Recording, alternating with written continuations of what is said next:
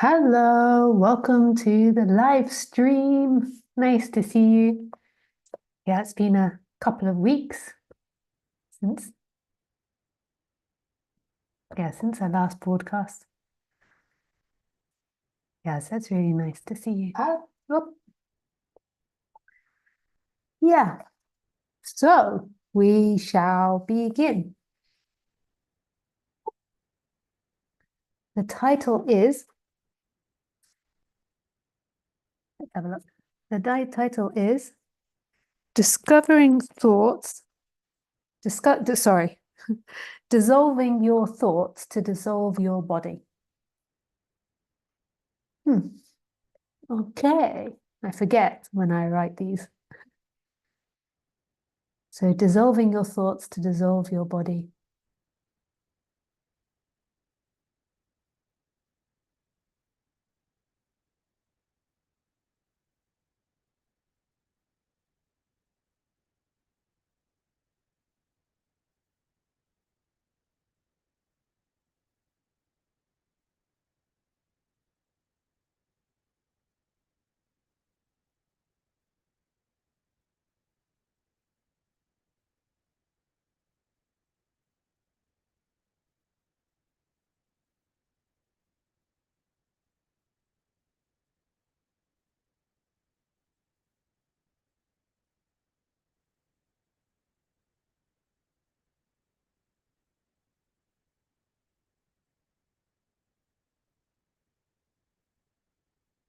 For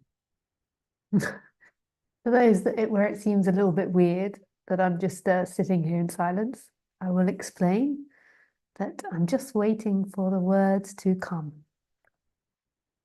Yeah, I don't have like a planned talk or planned something I'm going to say. I just read the title and then I just kind of wait for the inspiration to talk about it to come.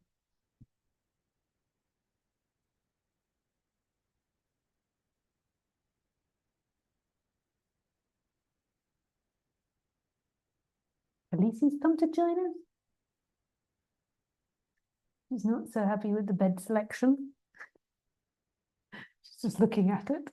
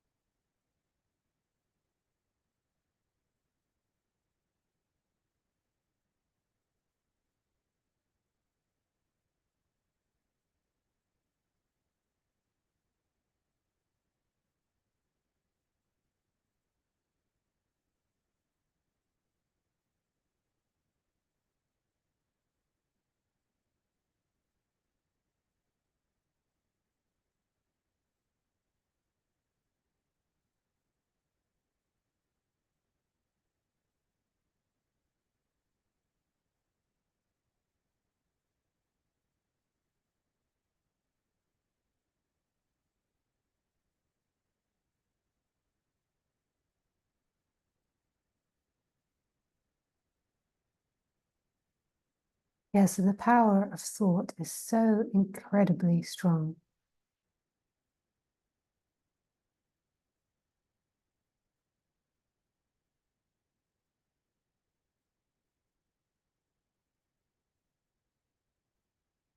It's so strong that it creates an illusion that this world is real and that you are in relationship to this world.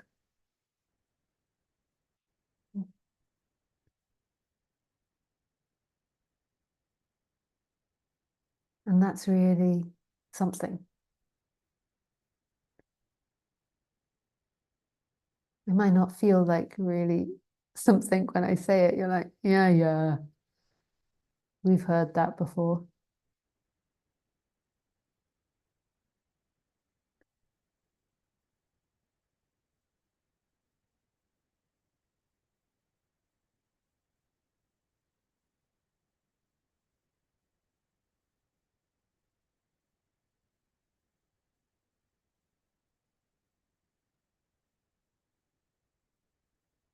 But it's so incredibly powerful thought.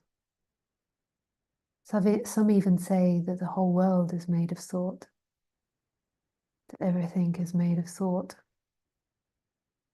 I think they tend to believe more in the idea of this being what's that word? Holographic world. Yeah.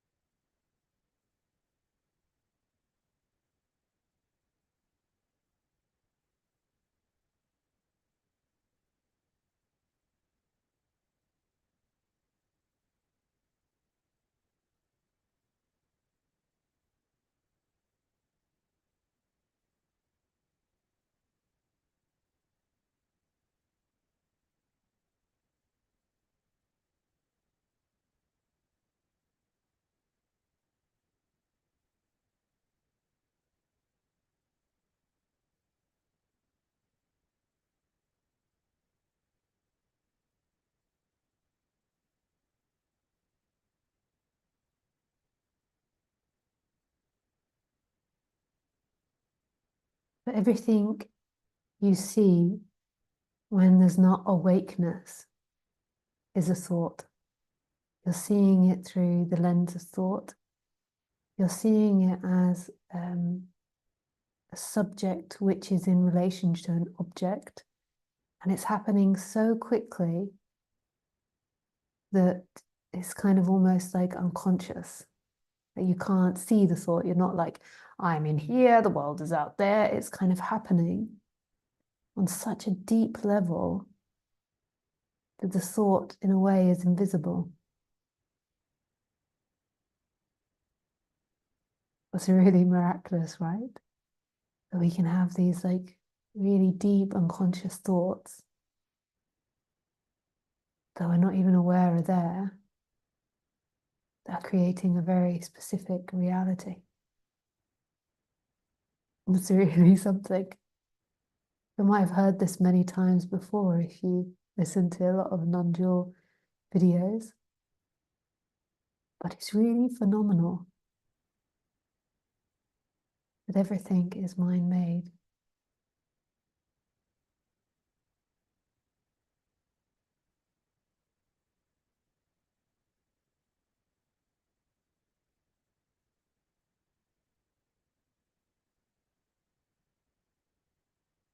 Everything is thought-made.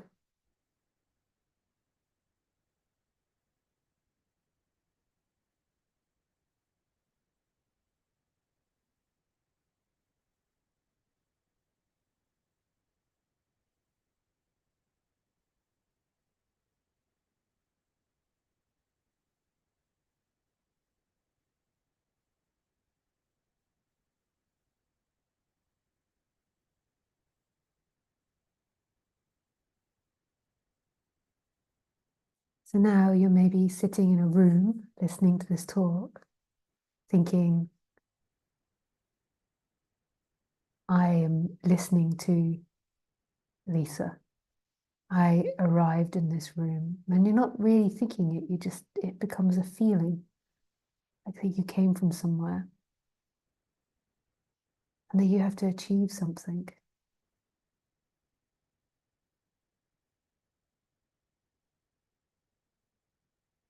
in order to be free. You have to escape something in order to be free.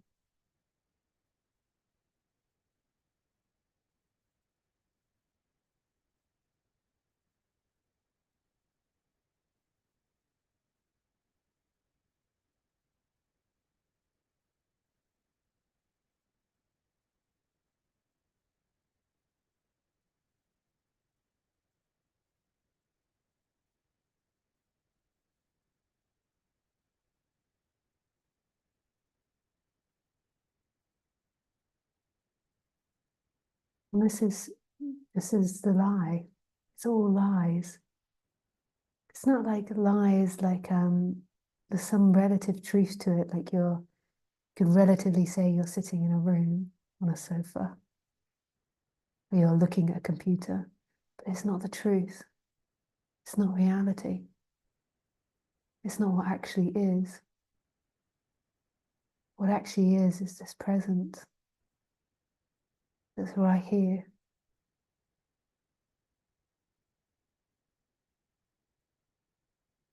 This beingness, this pure beingness that's right here, that's experiencing.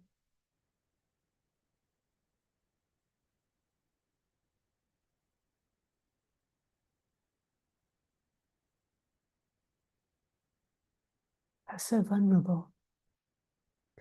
So what happens is people fall back into their thought world, to come forward and to really be here is really vulnerable. So there is a falling back into the thought world that I am somebody, I'm doing something, I'm watching Lisa. I know my reality, I can control my reality, I am safe. But none of that is really safety. You can have relative safety. If you're being chased by a lion, getting inside a house or inside some form of barrier to stop the lion, it's very sensible. So it's relative safety. But it's not really safety. Safety can only be this moment, can only be the pure being of what you are. Everything else will come and go and change, and morph to different things.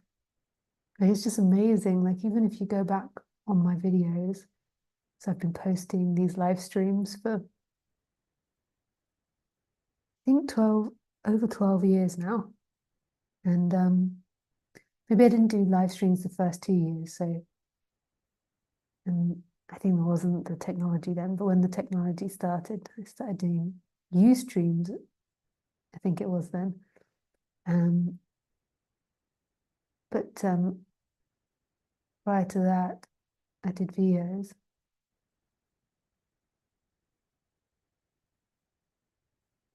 And if you go through all those videos, you see how much this body's changed. Like, and sometimes I look at it and I'm like, oh my goodness, it's unrecognizable. But we don't notice that, when we're living with people and we're seeing people daily. But when you look back over videos, you can see the change. Yeah, there is similarities, but it's so different as well. Like, every 7 years, this body apparently is completely regenerated.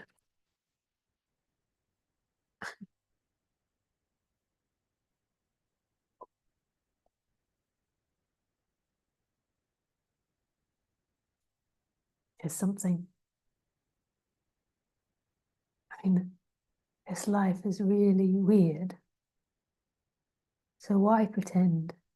Why live your life pretending that you're something that you're not, to make others happy, to avoid pain, to avoid emotions, intimacy?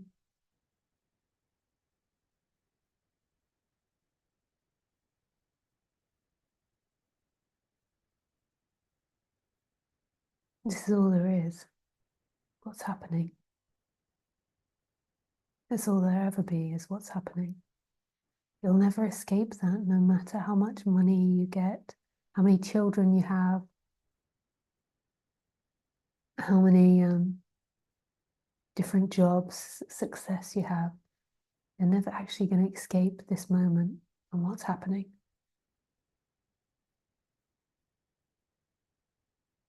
That is the one guaranteed. The pure beingness of this moment. And that's that Chitananda. Waking up to it is blissful, is, love. To wake up to it. To know that all you are is this moment and that life is happening. You don't have to make a life happen. You don't have to force life to happen. There just isness.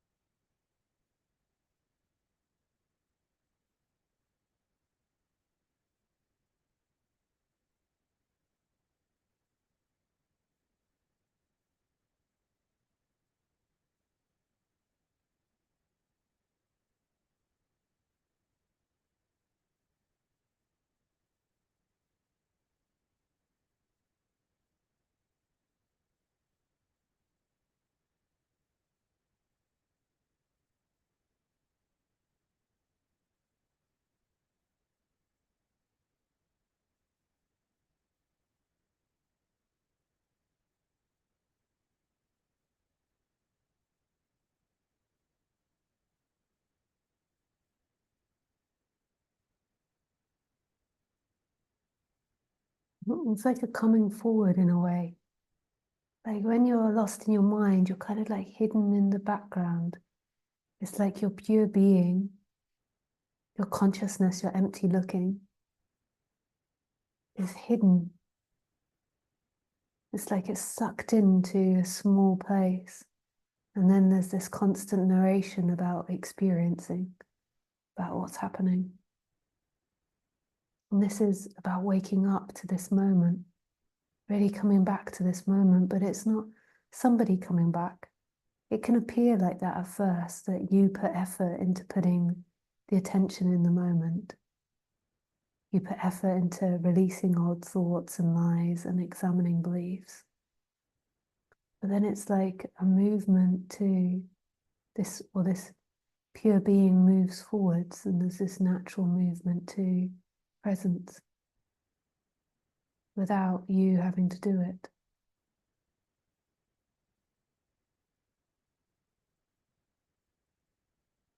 It's just so beautiful.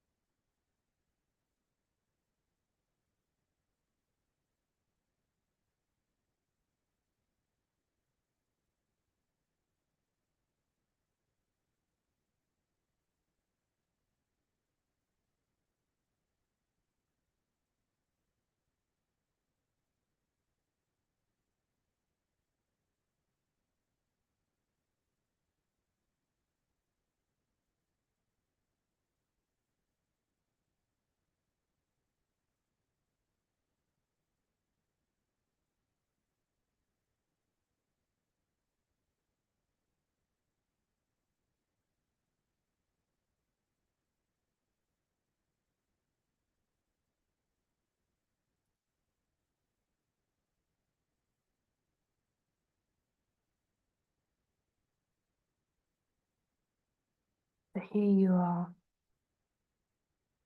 and the mind wants to go off and imagine things, which is what the mind does. It's not necessarily a problem, but it's just a lie that you are found in it, that you are there.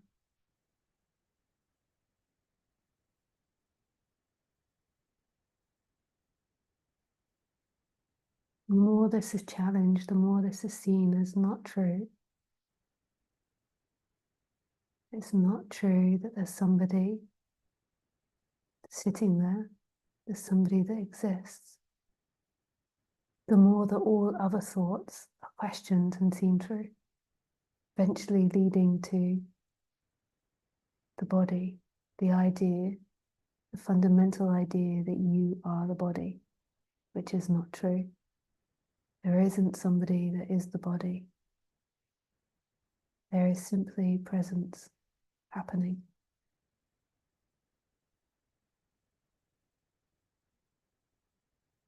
And that presence is free.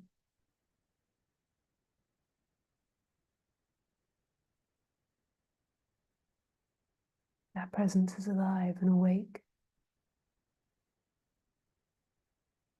The person isn't alive and awake. The person is a functioning that's happening. It's not actually somebody that exists.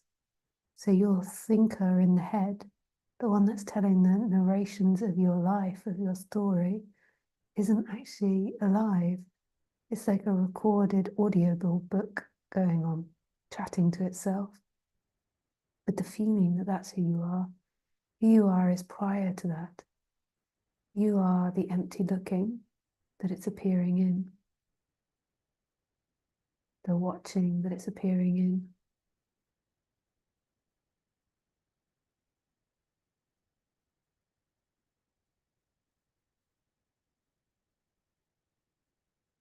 And that watching is the bridge between the no-thingness and the everythingness. It's the sort of bridge to the pure being, which is nothing and everything, emptiness and form. After now reading Nisargadatta's Maharaj's book many times with people, well, not many times, we haven't completed it, but I do these book clubs, I understand better his terminology. And I think that his terminology of witnessing, I mean, he does change his terminologies, but what most people mean by witnessing, or some people mean, is the witnessing state is when there is a movement back, a waking up to that empty looking, an expansion into the no thing, the everything. The witnessing consciousness. It's not the personal awareness. What happens in the beginning is the personal awareness puts its attention in itself. And this is also called witnessing by a lot of people, the act of witnessing. So you're actively witnessing. But then eventually there is this effortless movement to witnessing, where there is just witnessing happening. There is this empty looking that doesn't belong to anyone, the pure consciousness that is no thing and everything.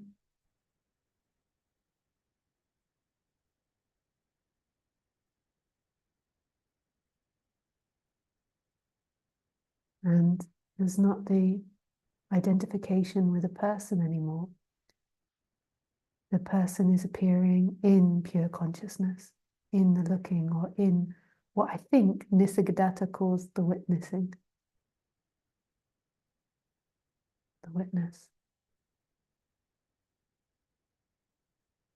When you feel like you are identified and you are someone, then what you can do is you can rest the attention in itself.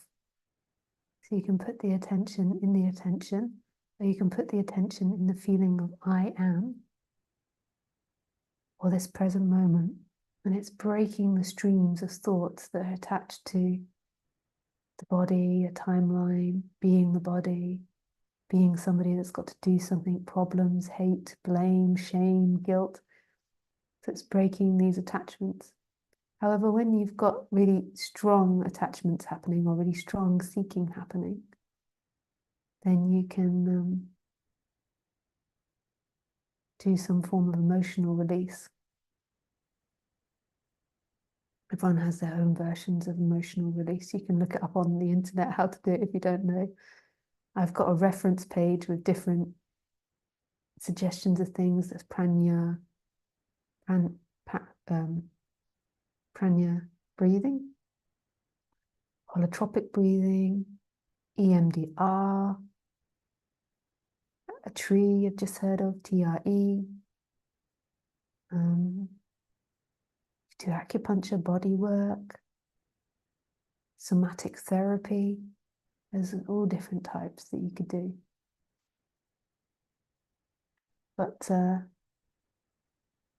when that's not so strong, then placing the attention in the attention is wisdom.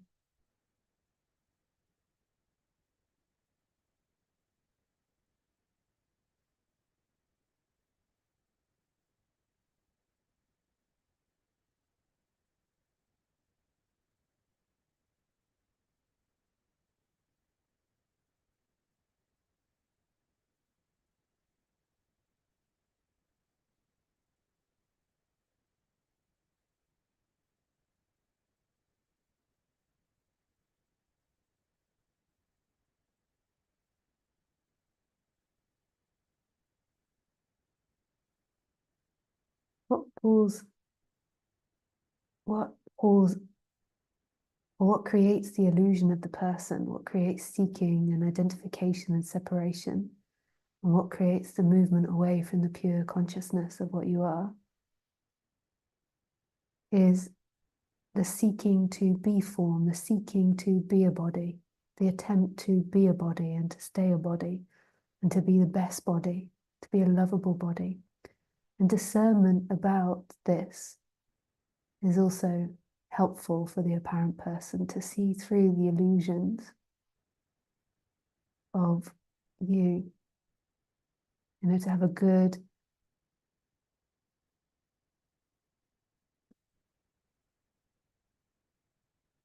cognitive, what's that word? A good cognition of what the person is and how they behave and what they're seeking for. So if your mind is running a million miles at the moment, it's because the seeking happening on an unconscious level. And the seeking is always to maintain a form, to stay alive. And the staying alive is in two categories. You're staying alive by attempting and wanting to be loved, and then you're staying alive by trying to avoid death and fear. So the seeking is on the pleasurable side, trying to get love, and on the painful side, trying to avoid death. And they're both the same in the end. They're both trying to stay a form. It might not seem like it, but when you investigate it, they're both trying to maintain you. I am somebody that is lovable. I am loved by other people. And avoiding fear.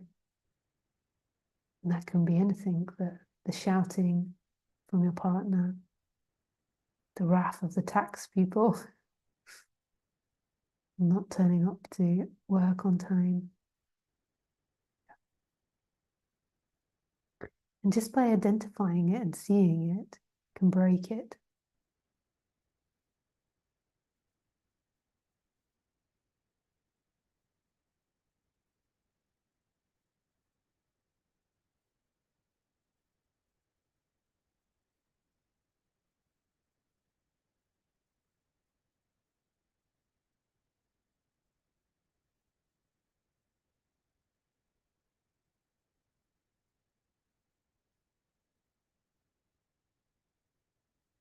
You're in company and you can see that you're lost in thought, and then you realize it's because you're trying to get the approval of the other people, and then snap, and then the attention moves back to present moment. It's like, oh yeah, breaking the daydream that you are somebody and that there's someone separate and that you have to be somebody.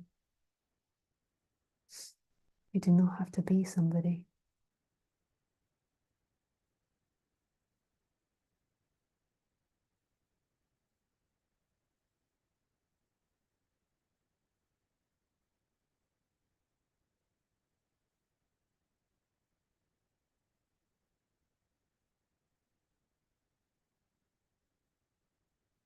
That's such fantastic news. You didn't have to be somebody ever.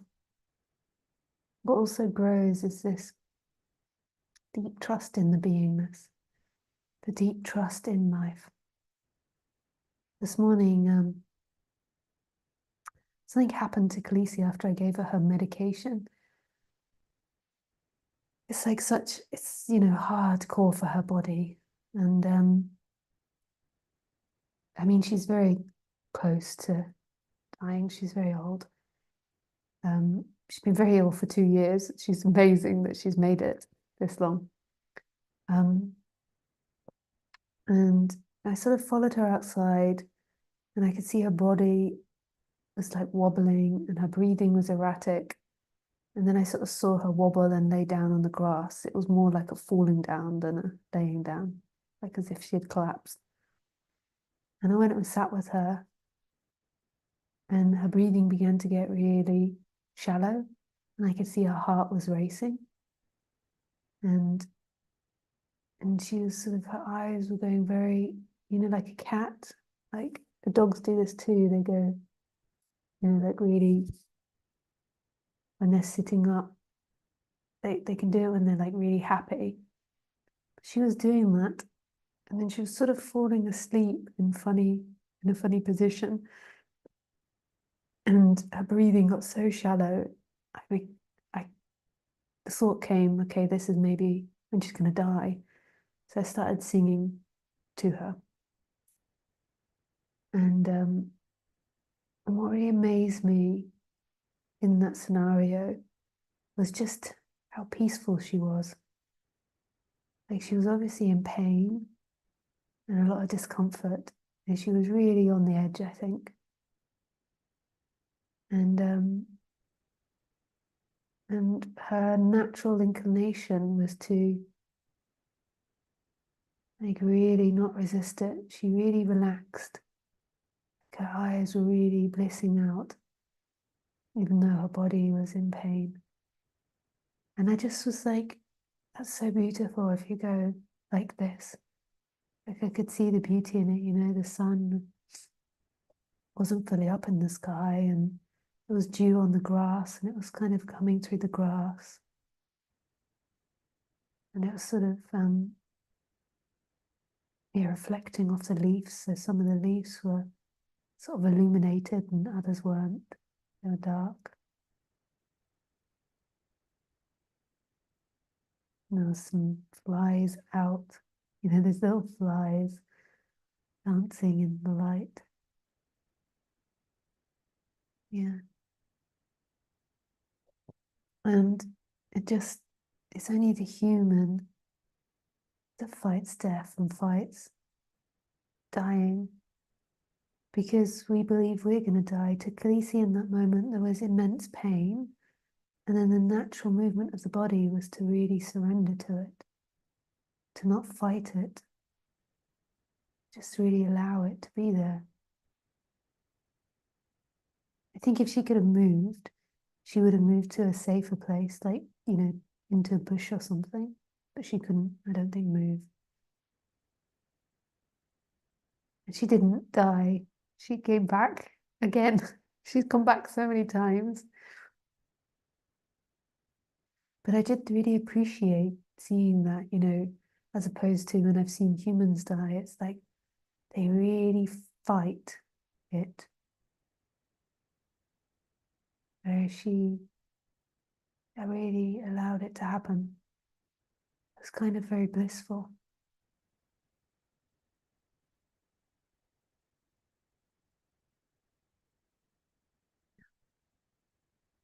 And then she came back.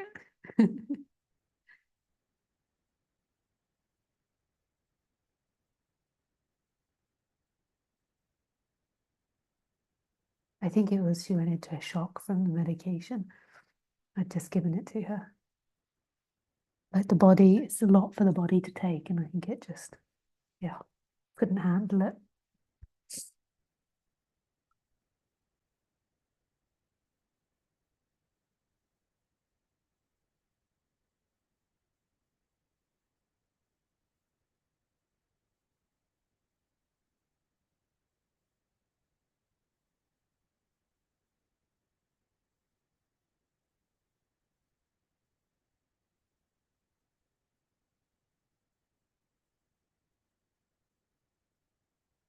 Okay, so we can move to questions now. It's amazing that I've spoken for half an hour. I felt like I really didn't say much. I didn't really do the title today, dissolving thoughts to dissolve the body. But basically, everything I was saying in a way was dissolving the thoughts. Just turning up to satsang is dissolving the thoughts. Like you might not think it, but this is like an active meditation in a way. It's kind of like it's challenging thoughts that are there, and then the energy is calling silence, silence, silence.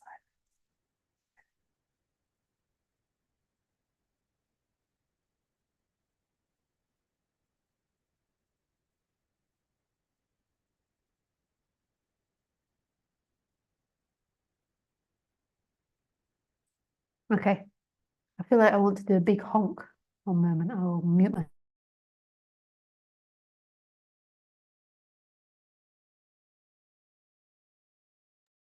Don't know if anyone else is experiencing this, but allergies came the last couple of days. I had none this season, and then they came. Bum, bum, bum.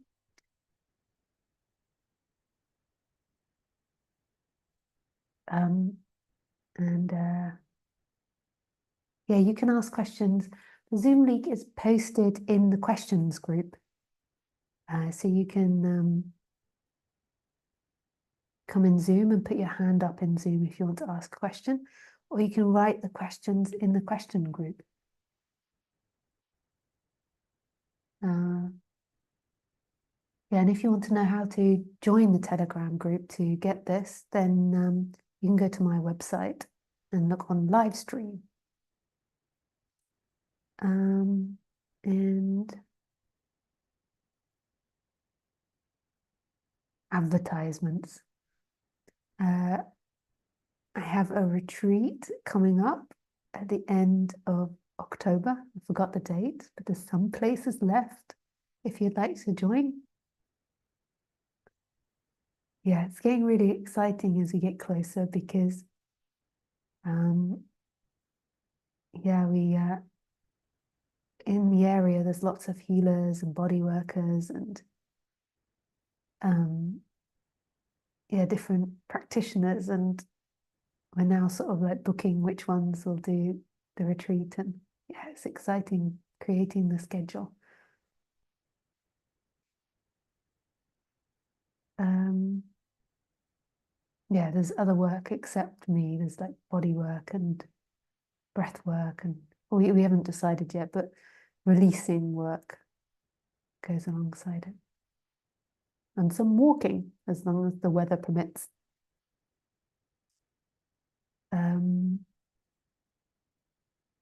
and anything else?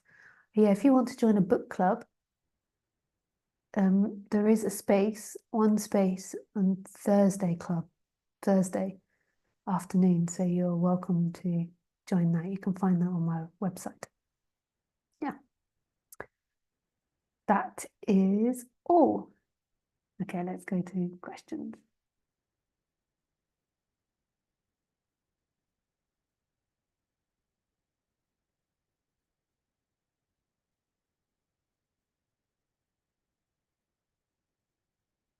Okay, any in Zoom?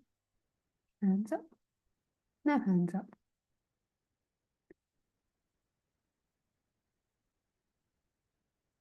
Uh, Telegram? I won't be able to join today's satsang. However, I have a question that I think is important. There seems to be an attitude of inconsistency amongst non-dualists, in as much as everything is as it is. But what place is there in this for morality? I bring this up because of the ongoing genocide against the Palestinians, not exclusively, but as just one of the several examples of Western hypocrisy. Many self-proclaimed advocates of a more just world seem particularly blind to Westerners, particularly US, involvement in the genocide of Palestinians, particularly those who support the Democrats, but seem blind to the fact that it's the Democrats who are enabling this genocide. So I put the question again, what is the role of morality in non-dualism? I hope you will address this question and that you will put it on YouTube. With gratitude to your teachings. Thank you for your question. So there's like different layers to that question. The most important layer to address, first of all, is there a world outside of this present moment? Is there Palestine and Israel? And this is something I ask you in your very experience for you to reflect on right now. I know you're not listening to this talk, but when you do later, that's funny, isn't it? That totally contradicts what I'm saying. Yeah. So when you listen to this later, is there something outside of this moment? Is there a later? It might really appear like there is because you imagine that there's a me that's recorded this prior to you listening to it and it's uploaded onto YouTube. So there seems like there is other moments happening. There's other places in the world happening. The most important thing for you to experience, to really know as the truth, is that all there is beingness. And beingness is timeless. This is a freedom. Beingness isn't found outside of you. It's right here as you. This is absolute love. Absolute love. Satchit Ananda. Satchit Ananda.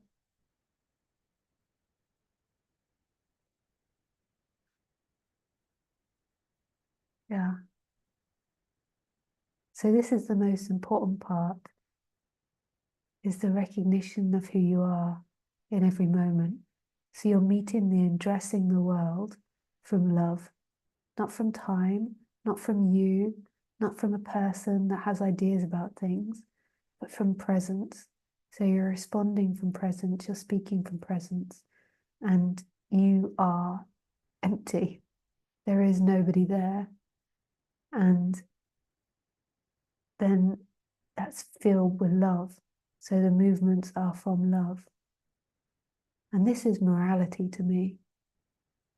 It might not look like our idea of morality, but this is morality, when each movement comes from love,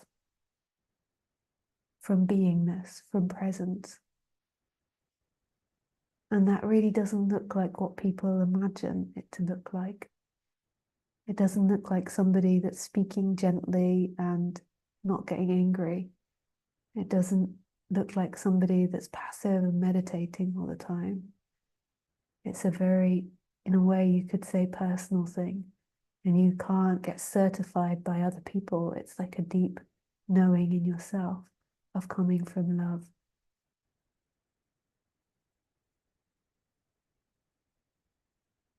And that coming from love can include a character that has some form of neurosis about something, that feels uncomfortable about something, that has old karmas.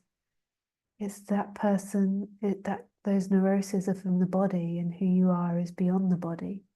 Who you are is beingness. It's this alive presence, the pure consciousness, which is the bridgeway between nothing and everything. And then when it all comes together, it's beingness. this. Sorry, I can't breathe properly if I sound like a troll.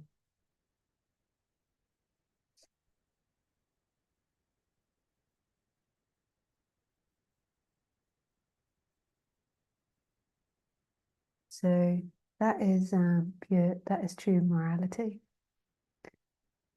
And in terms of non-duality, like this realization, if the teachers or the speakers or the people that are into this are coming from love, then they're not going to come from hate. And war is created from hate.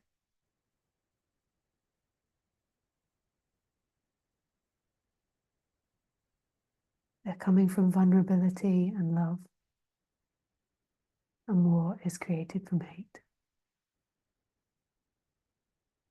So somebody that is in Satchitananda cannot hate. They maybe could fight, if I was with, say, my mom or my partner or even Khaleesi, and something or somebody attacked, then there could be a fighting to stop that and a defending, but it's all from love. They can't hate, they can't go to war and hate and want to exterminate a people for something that's mind bound or a reason that's mind bound. This will look different in everyone though, so I can't really describe to you what that looks like. And it doesn't fit into our society's morality. Yeah. That's a difficult conundrum. Yeah. Because it doesn't look like something. It's just the absence of hate though, and that's for sure. Internally, there is no hate. Yeah, I hope that helps. But I don't know. Maybe it doesn't.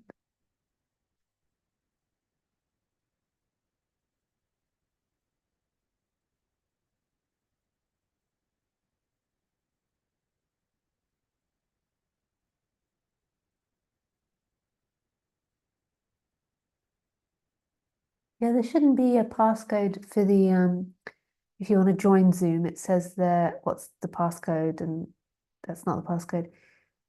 It should be that you have to be identified on Zoom, so you actually have to sign into your Zoom account to watch it. There always has to be an identification, either waiting room password or you have to sign in. Yeah. So the password is your password. Question.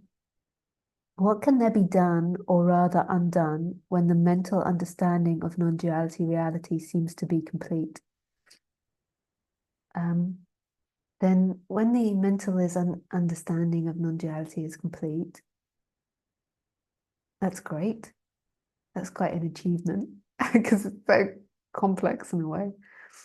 But what you can then begin to do, if you continue listening to talks, is then try to practice listening without the intellect and without intellectual understanding.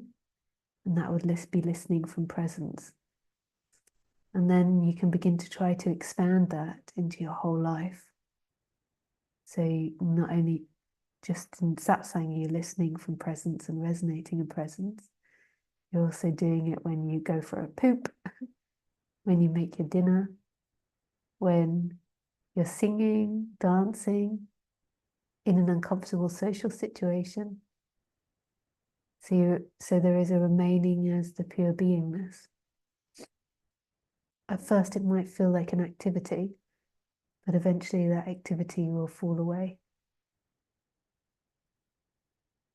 The other thing that can be done when the mental understanding of non-duality is complete is to carry on working on the body, mind, carry on settling it down.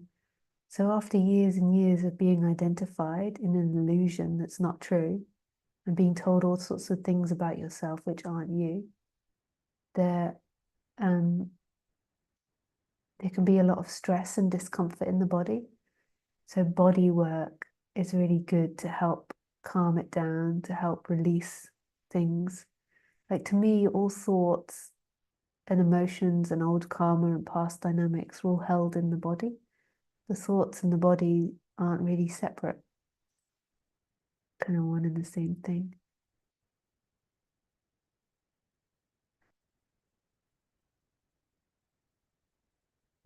Thank you for the question. I think that's it. I've done all the questions. There is no more questions.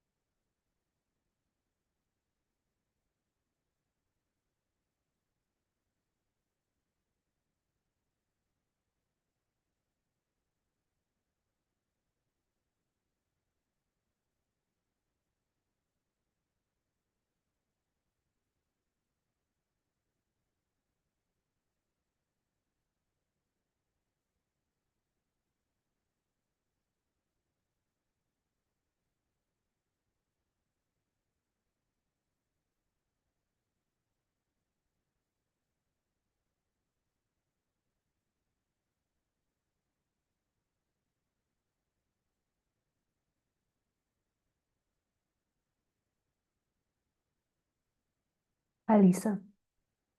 How would you define thought says I'm nothing, love says I am everything? Between the life, my between the two, my life flows. Nisargadatta quote.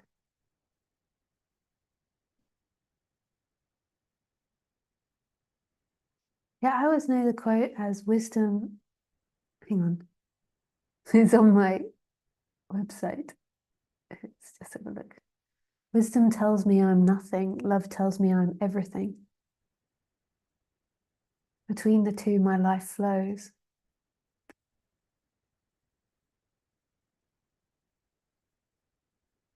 Yeah, it's so beautiful. So the way I would define it, oh, yes, it keeps put that thing stuck in my arm. So the way I would define it is that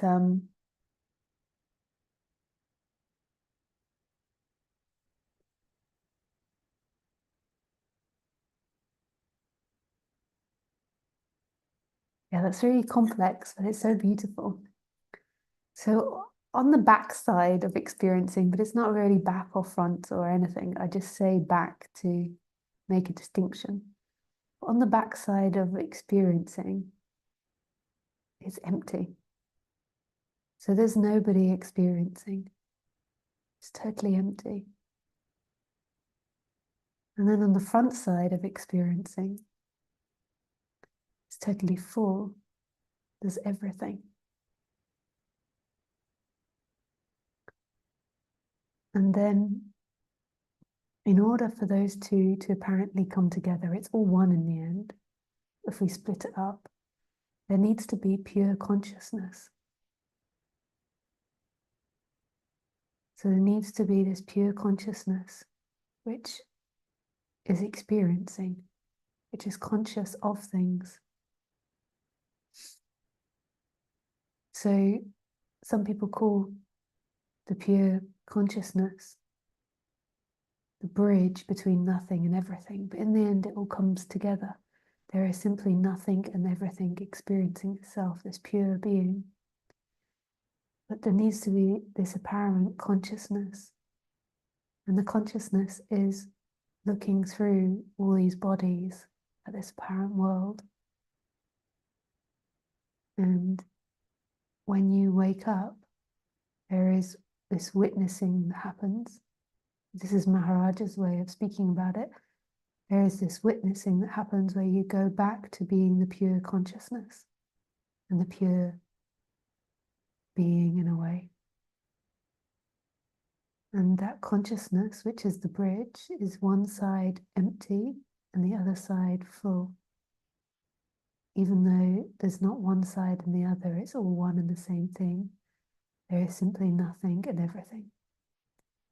So in between my life unfolds is his apparent life as the human unfolds.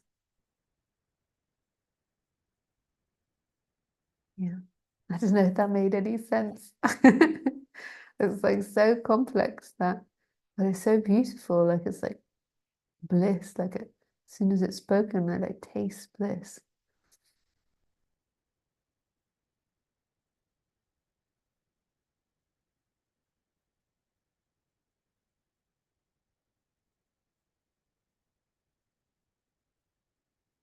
And thank you for the question.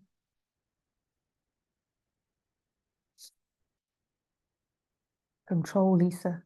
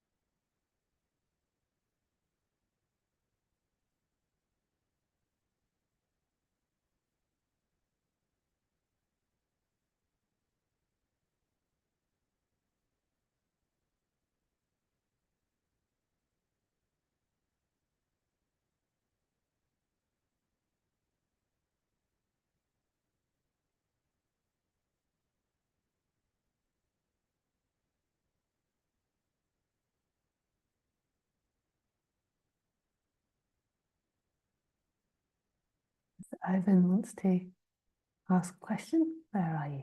Okay, so you can unmute. Hi, Lisa. Hello. Sorry, you're a little loud there. 1 second. There. Hello. How can I help you or not? Yeah. Um, yeah, there really isn't a question that I can ask that is, I don't know, gonna make me understand this. Because I already am what I'm looking for. I don't know, I guess I'm a little frustrated Yeah. um with all of this.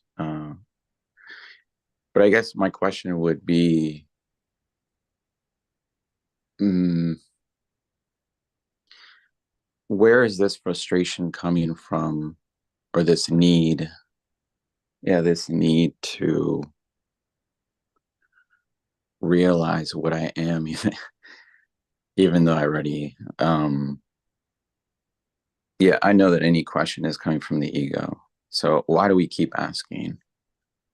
Why do Which, we keep needing to yeah, understand? I don't know, maybe conditioning, the fear of letting go of everything that I know and that I've learned, and you know, yeah. yeah, it actually comes from God. But Yeah, that makes it worse. yeah, I had to go through a stage of being very angry with God. I really like swearing and screaming at God. But but now in your experience, whereabouts in the body do you feel the frustration? Yeah, that's a great question because obviously I would say that um, I tend to have a lot of bodily sensations, and that's how I feel like a person and not the witness. But I would say the forehead, especially like when I close my eyes, I can feel the tension on my forehead, Mm. um, my heart, my throat. I have trouble speaking, especially in my job. That has to do a lot with like customer service, and then a lot in my gut and like hips. Mm. That's really great that you've identified the places and where you feel frustration. So the way that I work and the way that I worked on myself and the way that I tend to work with people is through the chakra system. But that's not like the one shoe fits all, so it's different for everybody. So it might not be appropriate or resonate for you, and you've got to find your discernment as to what fits. But what I suspect happens, well, what I feel happens, it's better to say, is that we have this energy that is going up through the chakra system.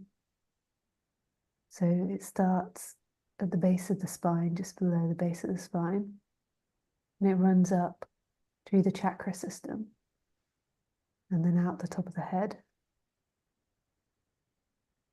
And you don't necessarily need to feel that it's doing it all by itself. But what happens is that um, if you're open to the body and you've tuned into the body and you realize that you're not feeling everything as a thought, some people are just cut off in their heads, so this is just really alien to them. But once you feel the body, then the emotions are very interesting because what they want to do is they want to come out of the top of your head, but they get blocked along the way. So it's not Mhm. wrong that you have emotions. It's not it's not bad that you have emotions. That's really natural. That's part of being human. I have emotions. Like I was at a family party last night, and after like 3 hours, I just felt this sadness because I felt like I could see a lot of people suffering. And that was most probably in my heart. I can't remember now, but yeah. When we resist the feelings, they get stuck, and then it all sort of begins to get clogged up. So it's really interesting that you're feeling it.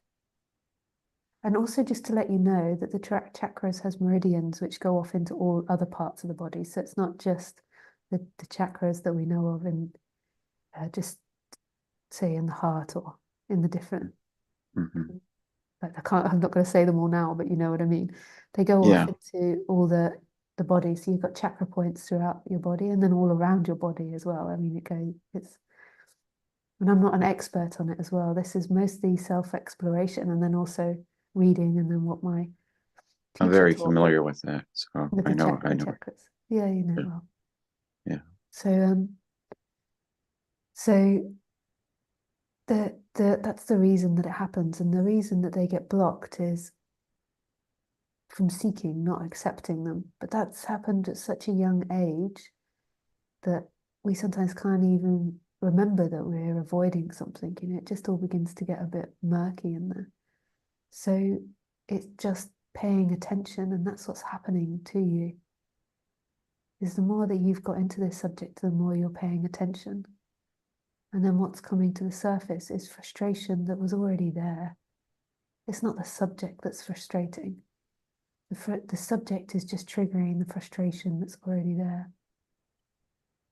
So it's acceptance that currently at the moment, your chakra system is illuminating its frustration in order for it to be accepted and released. And the way that it's released is just by bringing it to the light, becoming aware of it. There's also exercises that you can do to help move things through, but in the end, the key to it is absolute acceptance and knowing of it. So it's not hidden. So you get to the frustration, and what will happen through time is it will begin to become more clear the hatred or the anger that's been stored in the body. So I'm sure you notice that. And everything at the moment that makes you frustrated is such a gift. Because it's highlighting it. I mean, this is it happening. This is the process happening. We always think that we're in control of the process, but it's happening. Like for me now, so I still have to release stuff from my body. I don't know if that will ever stop. But when stuff gets triggered, I'm excited by it. Like it's like, oh, let's have a look what's there. We've had thousands and millions years of this evolution into these human forms, and then this human form and all it's most probably endless, our release, but it gets easier and it gets quicker. And then eventually at some point, the seeking will relax enough, and then the attention will naturally go to witnessing all the time. And then that will get a lot easier after that, because your predominant state of being will be love. And then, the releasing and the emotions will just be seen as an aspect of that love. They won't be going into hatred and lots of complicated dynamics. Yeah. Yeah, that's very helpful. Yeah. And it does resonate with what I'm experiencing, like being at my job and interacting with customers. I can feel that anger because I'm asking myself, okay, why do I feel fear? Why do I feel less than them?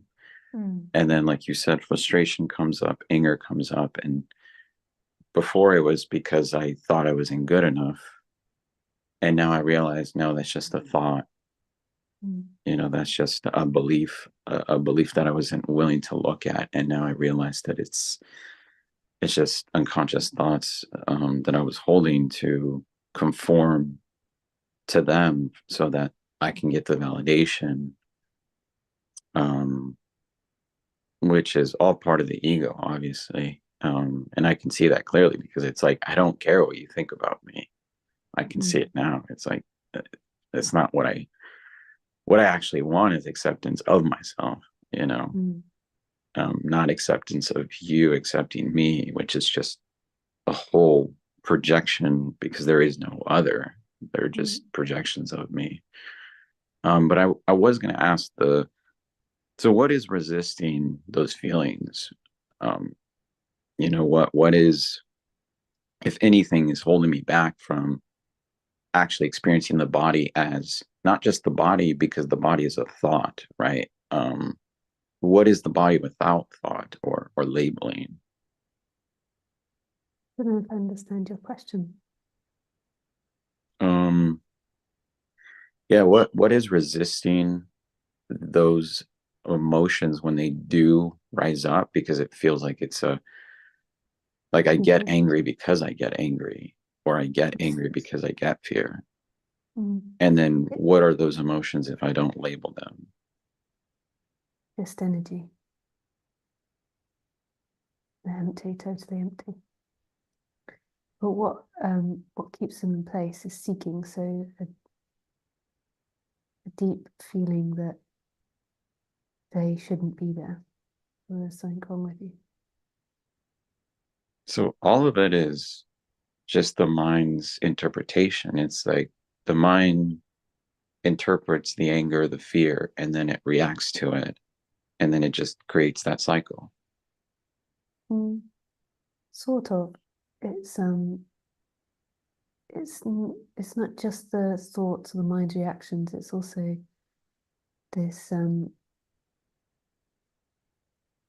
contraction that appears with the seeking. But I suppose you could say that is the mind. You could say that is thought. It's basically the center of it all is the seeking to be a form, and then the original seeking is I am a body.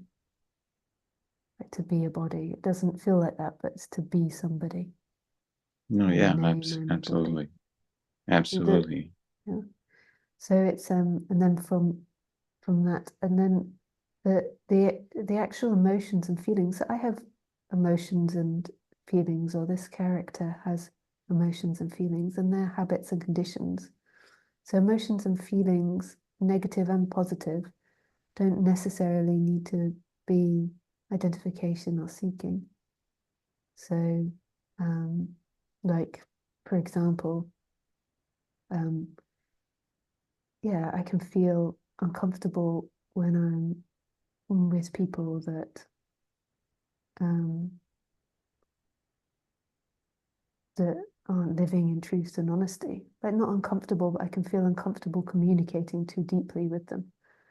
Like so, because it sort of hinders communication. Because if you do it and they don't, then they just think you're weird. Hmm. And Yeah, then also, like you're being really honest and vulnerable, and they're not. So it's like a very unbalanced dynamic. right. It's very vulnerable. So it's not that it's not like I'm trying to make a me and them, like, oh, they're bad because they're not into this subject or being honest and vulnerable. It's just when you become really perceptive of yourself and the way that you're acting, then you you want to be with people that are really honest and open. So when I'm Right. with people that aren't honest and open for an ongoing period of time, I begin to feel uh, uncomfortable, like suppressed, Yeah, in the sense that I can't really express myself. I can't really exactly. be free to express myself. My character can't really say exactly what's on mine because which is what it desires to do, like no inside, no outside world, because the other people can't take that. So they're like the and that causes discomfort, and that can remind me of in childhood there was feelings of childhood. So there could be connections of past, like or bullying in childhood. Mhm. Um, and they just come up and they're just seen and they go through the system. And what I like to do is be able to express it in every situation. So I'll even tell people that aren't into this subject how I feel, and then they just think I'm weird, and then there's Mhm. discomfort. Mhm. Like Yeah. it's like I won't say it meanly, I'll just totally own it on myself. Like I feel like I need to express myself or something. So it's natural to have have emotions. It's natural to have the chakra system that has these different emotions, but it all gets clogged up and stuck when we seek and we avoid it. This is Mhm. becoming on the human level like a really vulnerable human, Yeah. like a really honest, vulnerable human. Like when it feels uncomfortable, it says it because it's not ashamed of it. When it feels angry, it admits it because it's not ashamed of it. Mhm. So it's really Yeah. like not the person doesn't become enlightened. It's not like we Yeah. imagine or hope. Yeah. No, I watched a lot of your videos, so I totally get that the person Yeah, it's just the conditioning. It's just yeah. it's just, and you can say that emotions is part of the human experience, and that's how the Yeah, human feels good and feels bad. And I I agree. guess what we're doing now is kind of looking at the mind, look at itself, and realizing like, hey, you're not those emotions, the Yeah, positive or the negative, and yeah, being the witness. Uh, thoughts are going to arise where I feel like I'm speaking, or I feel like I'm doing something, or I feel like the body, but that's what it means to be a human, right? And I yeah, think that's the where I'm at right now, yeah, yeah. where when those thoughts arise, instead of just believing them, I question them and I notice the witness in the background. And Yeah, that's beautiful. And that's the process happening, and it will get easier and easier, but it is an endless process. You know, when you're in form, form will always expand on every level. So, okay, so this process that you're going through now, frustration can be painful, especially if there's seeking involved. And it can be very frustrating and painful, but it's a natural process that's happening when you get into this subject. And it yeah, just takes apparent time. yeah, I feel like I'm suffering more than I was before, just because of like I'm seeing it more now, I'm not Totally. resisting anything, so Yeah. Yeah, it gets worse for a period. looking forward Look, to it. yeah, because you begin to realize because prior I can't it was so long ago I struggle to remember, but I do remember and like like uh, when I first started I wasn't aware that I was uncomfortable. Like so I was acting uncomfortable and I maybe could say I had anxiety or I was uncomfortable or I was upset about something or I was angry. I could say and name my emotions. But I Mhm, remember when I started meditating, I started putting attention in the body and I was like, oh, fuck, the body hurts. And that's mhm, the emotions. It's not that the body actually hurts, it's the emotions locked into it.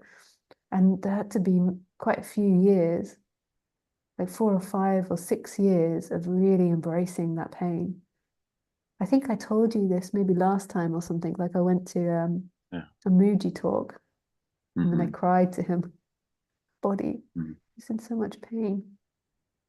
mhm, yeah, and all those emotions are just, um, I don't know. I heard a teacher say that emotions or bodily sensations are just thoughts or beliefs that we have. Yeah. Most probably and contracted in the body. In the end, they're just energy, like they're nothing and not a thing. But yeah, they're most probably thoughts contracted into the body. Who knows what comes first though? The like it becomes a bit chicken and the egg, like to separate it all out. Hmm. Yeah. Well, thank you so much, Lisa. I don't want to take too much of the Yeah, time if anyone else has a question, but yeah, it's always a pleasure, and I love thank you you. so much. Yeah, thank you. Bye. Bye.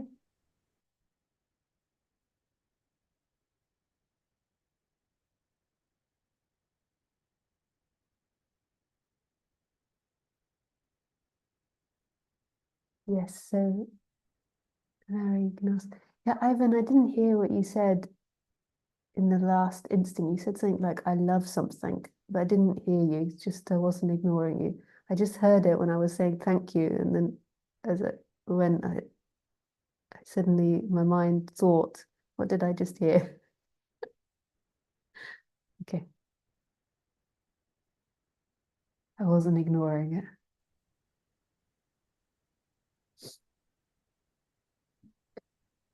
Hi, Hello. Liz. Hi, Lisa. Hey, How are you? I am, I am, I am. Thank you. I'm sorry, I'm being weird today. Just keep saying I am. You'll get there.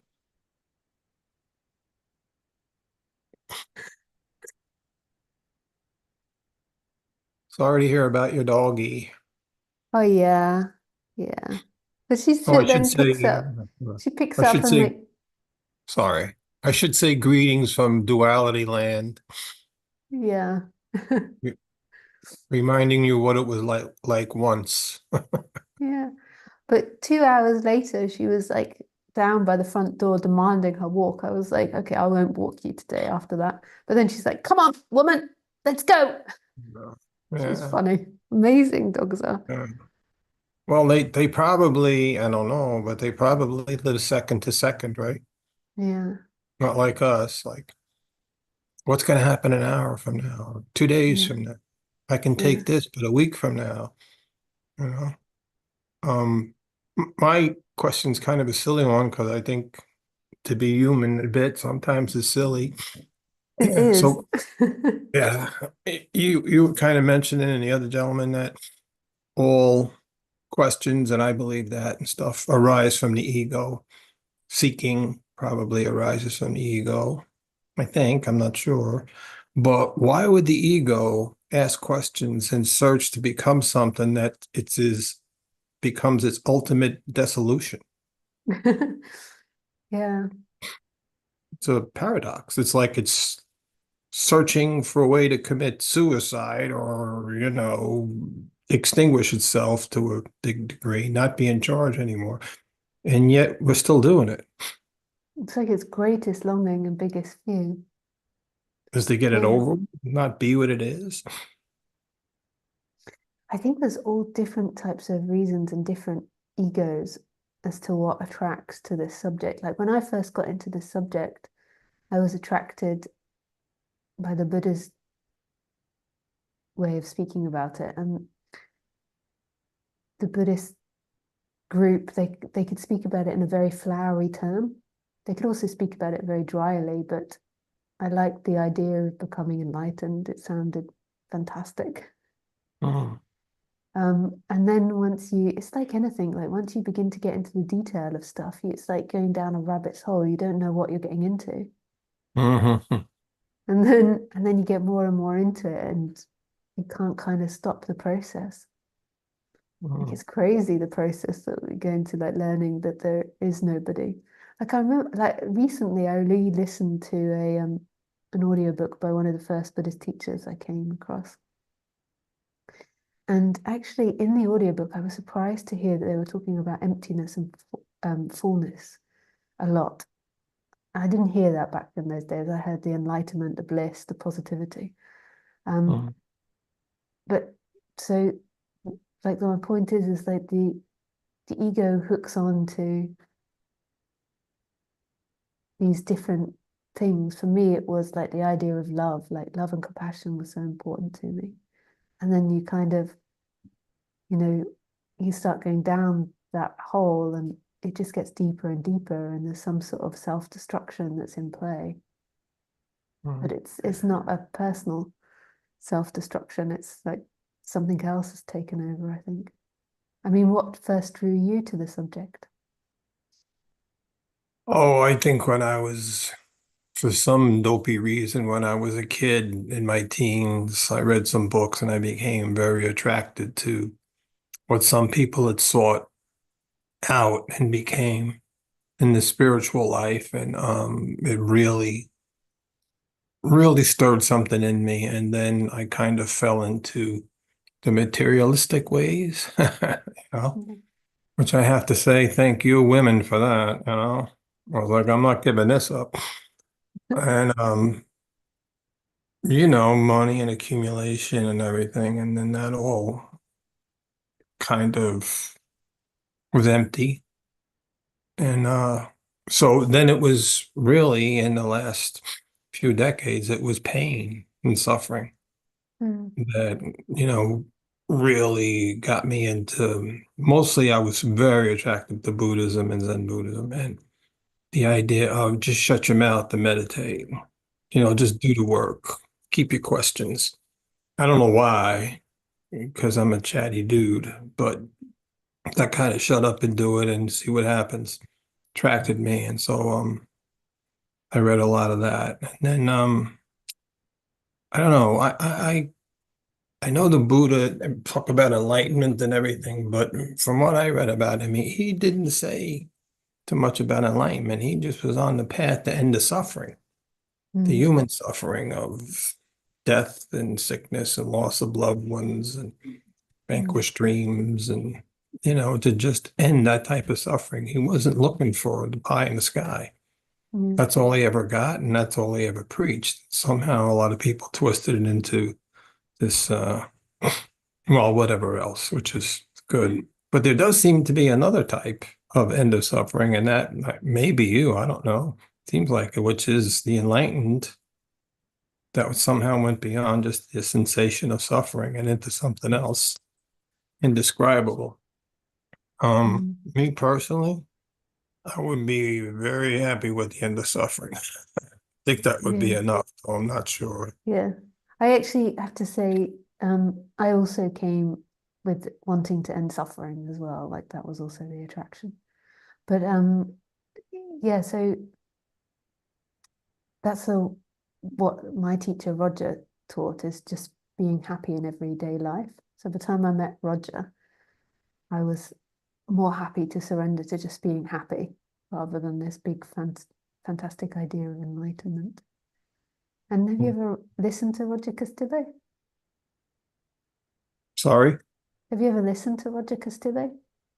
I have not, ma'am. I know you talked about him plenty, but I didn't know it was, would be able, is he on YouTube or something? Yeah, you can just type in his name, How do you Roger spell his last Castillo. name? Oh, I'm not so good at spelling. C Well, A okay. Oh, it's a Castillo. CA?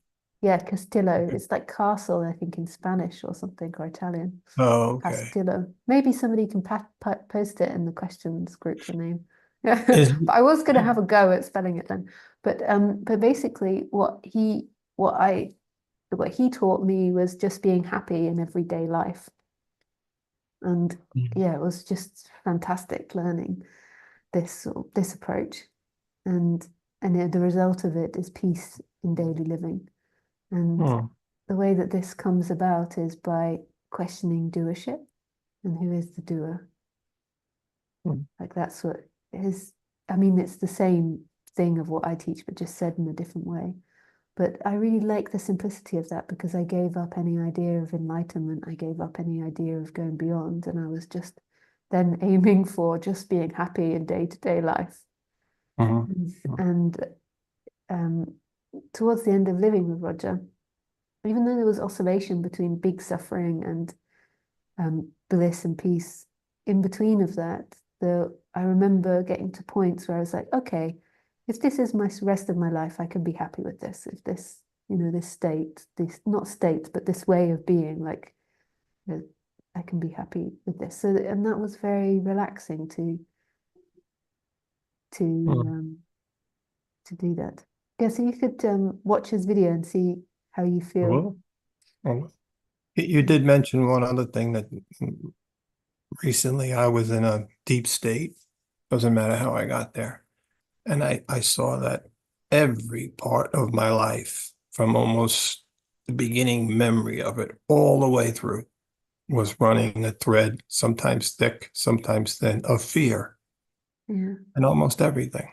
And I Mm. thought, is that just cowardly me or is it a common human experience? It's the common human experience. It's the base of seeking. It's fear and trying to get to love.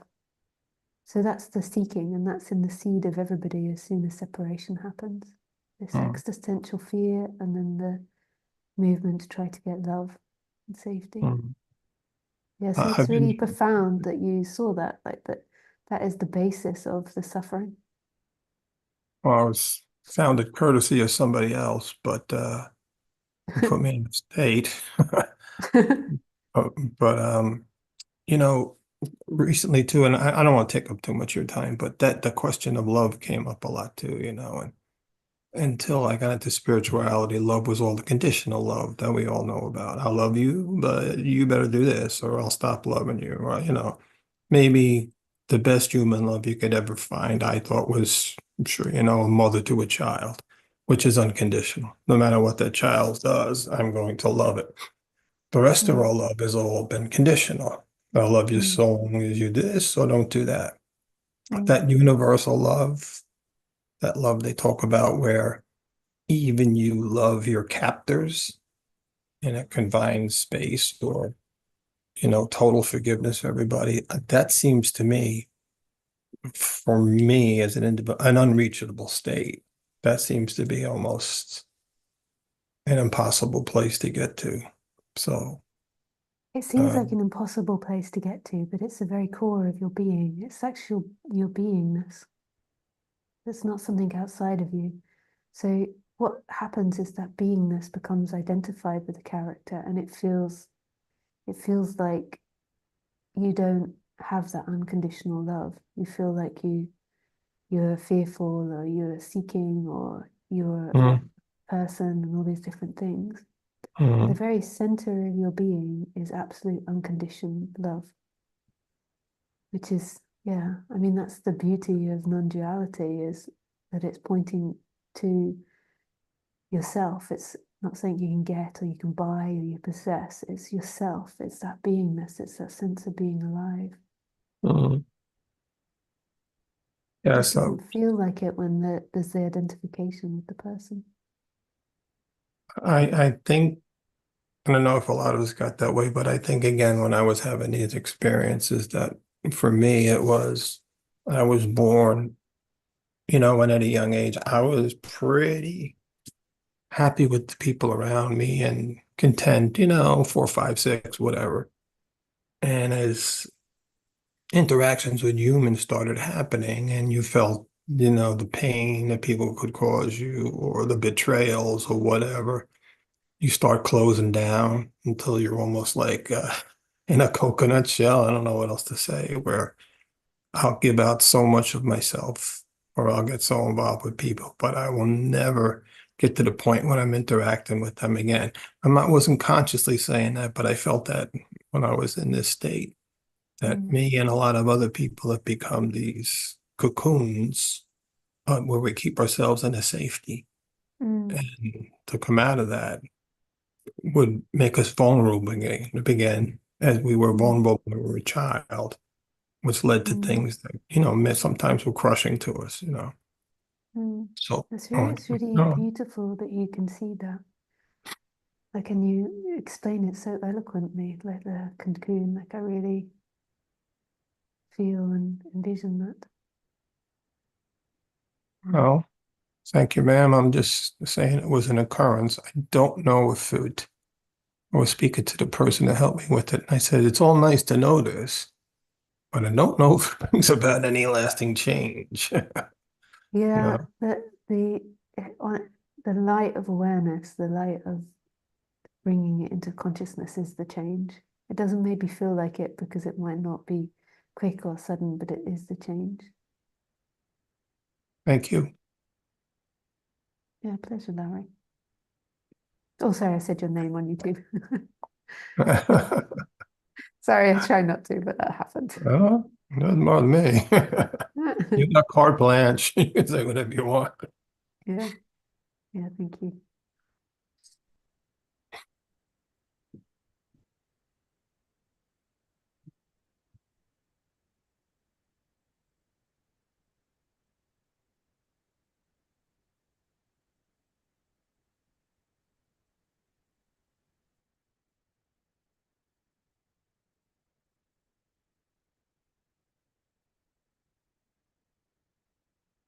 Yeah, I think that's enough questions for today. I see someone else has put their hand up and I would love to answer it, but yeah, I think we finish now. Yeah. There's also some more questions. So you have to ask next week if you've written more questions. Yeah, thank you, everybody. It's so beautiful to share with you. I so appreciate that. It's yeah, it's like a two-way thing in a way, even though it's one way. A two-way, one-way thing. Yeah. Yeah, so thank you, everybody. And I will be live next week again. I've been a little busy the last couple of months, but next week I will be able to stream. So yeah, I shall see you next Sunday. And I really, really, really, really, really wish you everything. Not one or two or three things, but every goddamn thing. Thank you. Bye.